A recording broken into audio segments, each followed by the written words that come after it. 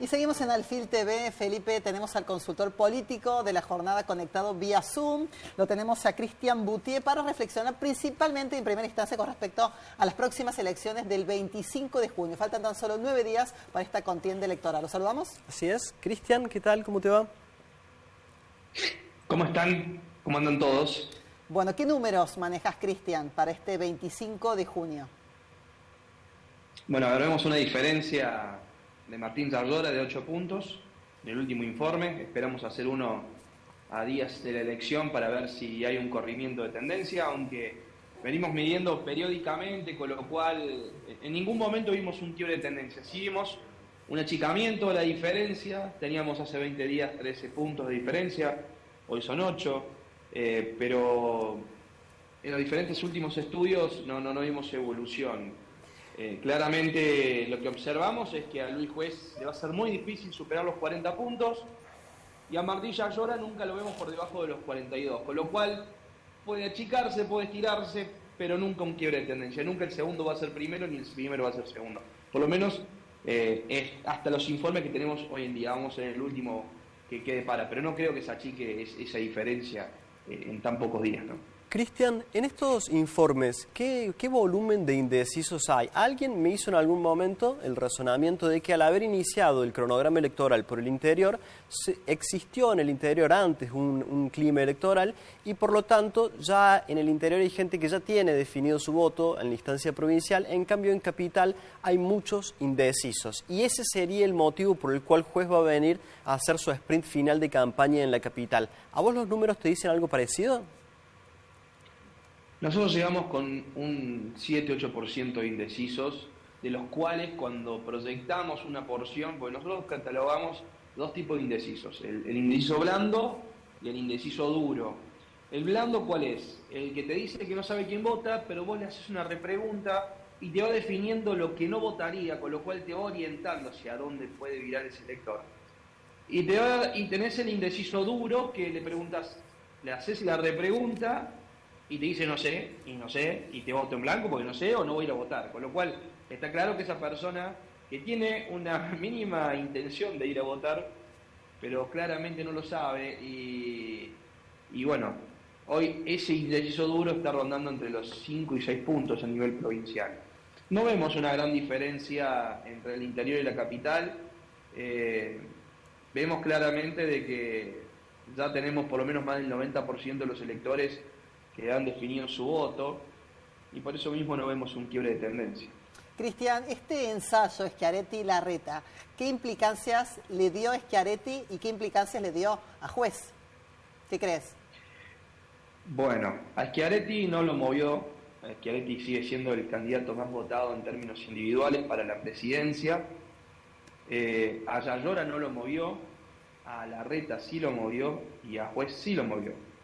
A Larreta lo movió para la negativa y a Juez lo movió para la positiva. Nosotros cuando vimos ese salto y ese achicamiento de diferencia de 13 a 8 puntos, no porque Zardora haya bajado, Zardora mantiene los niveles de intención de voto, incluso creciendo de a poquito porque va convirtiendo desconocimiento en imagen positiva y en naturalmente intención de voto en el interior, donde todavía tenía un nivel de desconocimiento superior al 10%, pero Juez sí, Juez pasó, dio un salto importante y achicó de 13 a 8, con lo cual si uno hace una conclusión, ve que Zardora no se vio afectado, que Schiaretti no se vio afectado, que Larreta se vio afectado a la negativa y Juez hacia la positiva, pero tampoco vemos una tendencia que Juez puede seguir creciendo. Fue algo efímero, fue coyuntural y le permitió a Juez, esto sí es interesante, le permitió a Juez nacionalizar el discurso y no provincializarlo. Porque el talón de Aquiles de Luis Juez y el plusvalor de Martín Zardora y Juan Schiaretti es provincializar el discurso, hablar de las obras, de los proyectos y de lo que se viene. Nacionalizarlo como lo que fue y llevarlo a Juez a su zona de confort, con conceptos más abstractos y donde Juez se siente mucho más cómodo, le permitió tener ese grado de injerencia. Bueno, recordemos una conferencia de prensa, una cadena nacional que tuvo Luis Juez por momentos en la puerta de esa reunión de Juntos por el Cambio. Cristian, se ha venido viendo un rol bastante limitado de los candidatos de Milei en las provincias que ya han pasado por las urnas. ¿Qué estás midiendo vos? ¿Cuál va a ser el desempeño de Spacesi y de Rodolfo Eiben en esta elección? Bueno, no va a ser muy distinto a lo que vemos en cada provincia. Creo que ahí sacamos una conclusión de que la fuerza libertaria como motor electoral claramente no tiene injerencia, no existe a lo largo y lo ancho del país. Y hago una salvedad importantísima. No es lo mismo que decir que Javier Milei no existe. Javier Milei en términos individuales sigue manteniendo un nivel de intención de voto. Es el segundo candidato más votado en la provincia de Córdoba para presidente. Por encima de Bullrich, por encima de Larreta, por debajo de Schiaretti.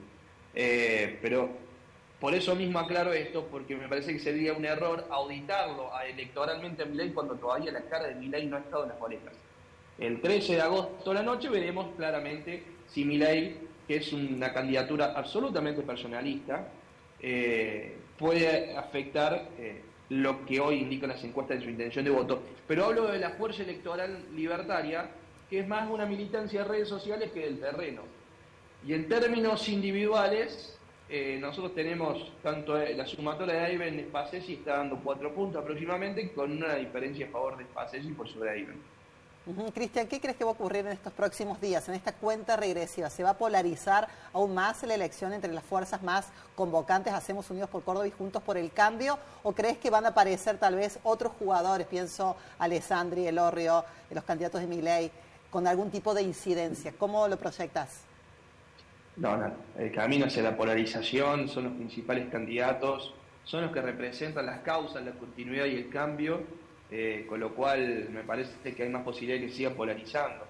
Llamativo los números de Alessandri por ser el peronismo kirchnerista, que no está llegando tampoco a los 4 puntos.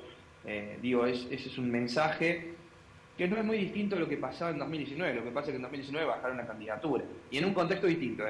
Recordemos que ahí el Frente de Todos, en términos nacionales, venía con un auge importante, y en la provincia de Córdoba, en la elección de agosto, hizo 28 puntos. Hoy, la intención de voto de todos los candidatos del Frente de Todos para las presidenciales no llegan a los 10 puntos. Eso es un dato a tener en cuenta. Bien. Pero no, vamos camino a la polarización y vamos camino hacia una pelea mano a mano.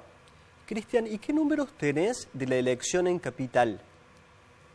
Si es que estás midiendo. Bueno, Sí, estamos midiendo. Ahí tenemos a Rodrigo Loredo todavía arriba, pero con un dato, arrancó con una diferencia muy grande desde hace tiempo y se viene achicando. La tendencia es que se está achicando. Y hay que ver qué sucede para la elección provincial y cómo impacta y cuál es el resultado en la ciudad de Córdoba, porque me parece que, por más que sean agendas distintas y que sean elecciones distintas, me parece que puede traer cola. Estamos teniendo ya... Pasamos de 18 puntos en un momento a 8, 7 puntos que hay en este momento, siempre a favor de Loredo, pero es una tendencia que a De Loredo le debería llamar la atención, y hay que ver el resultado.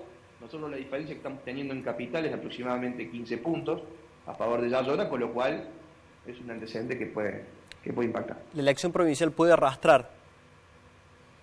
Exactamente, a ver, vuelvo a lo mismo, son elecciones distintas. La gente sabe bien lo que está votando cuando vota gobernador, cuando vota presidente y cuando vota intendente. Y ni hablar cuando son fechas distintas. Por eso mismo, me parece que hay que primero esperar qué sucede el 25 de la noche. Pero después de eso, me parece que si la elección termina siendo con una diferencia muy importante en la capital, me parece que por la tendencia que se mantiene vamos a tener que rever lo que puede suceder un mes siguiente. Cristian, y con ese mismo resultado positivo, en caso de que gane Yayora, ¿de qué manera va a impactar en Schiaretti? Bueno, a ver, creo que Schiaretti está en una situación particular. No le alcanza para colgarse la banda presidencial, pero le alcanza para ser un actor absolutamente decisivo en la disputa que se puede dar entre otros actores. Para los cordobeses, Schiaretti está cumpliendo el mismo rol que cumplió De la Sota en 2015. Posiblemente es el candidato más votado para las presidenciales en el marco de las PASO. Lo mismo que le pasó a José Manuel De la Sota cuando compitió con Sergio Massa. Córdoba terminó demostrando que el tándem De la Sota y Schiaretti eran los mayores protagonistas. Pero en términos nacionales, su nivel de desconocimiento crece fuertemente, y principalmente la madre de todas las batallas, que es la provincia de Buenos Aires. Pero con los 25, 27 puntos que tiene intención de voto, ya le da de piso poder pasar a la segunda fase, a las elecciones generales. Digo, le permite superar la barrera 1.5. Solamente con lo de Córdoba, más lo que pueda pescar en el marco de la construcción que pueda hacer en términos federales, principalmente en la provincia de Buenos Aires. Cristian, para terminar, ¿qué observación puedes compartir con nosotros respecto de cómo se están sintetizando las internas del Frente de Todos y de Juntos por el Cambio? De manera sintética, es un caos, es una abstracción caótica, ¿verdad? Me parece. Lo que sucede en el Frente de Todos, y a ver, comparándolo a lo que sucedió hace 4 años, ¿no? Entonces, para esta época teníamos bastante claro quién eran los candidatos del Frente de Todos y quién eran los candidatos de Juntos por el Cambio. Es caótico porque en el Juntos por el Cambio hay 2 modelos totalmente distintos que están disputando poder, tanto el de Bullrich como el de Larreta, y en el Frente de Todos claramente hay una acefalía contundente, digo, porque uno puede plantear el liderazgo de Cristina, pero no es el liderazgo del 2019, es un liderazgo donde es protagonista, pero protagonista desde afuera. Por eso digo, es caótico, y hasta que no tengamos los candidatos definidos el 24 de junio a la noche, no vamos a saber quiénes van a estar compitiendo, y para empezar a evaluar en términos nacionales, en las provincias, principalmente en provincia de Buenos Aires, por lo que implica, y también en el conurbano bonaerense, los intendentes, cómo van a ir, con quién van a acompañar, porque, a ver, capaz que me estoy metiendo mucho en ese submundo, pero es el 25% de los votos del país el conurbano, el 70% de los votos de la provincia de Buenos Aires, y es muy importante, y creo que ahí se está disputando muchísimas cosas, tanto en Juntos por el Cambio como en el Frente de Todos. Cristian, te agradecemos muchísimo tu participación en el programa. Por favor, a disposición. Un gusto siempre. Perfecto. Y después de esta información, de este análisis por parte de este consultor político, nos vamos al corte, y tras él llega nuestro compañero Dirty Ortiz con la columna de Cultura. Ya venimos.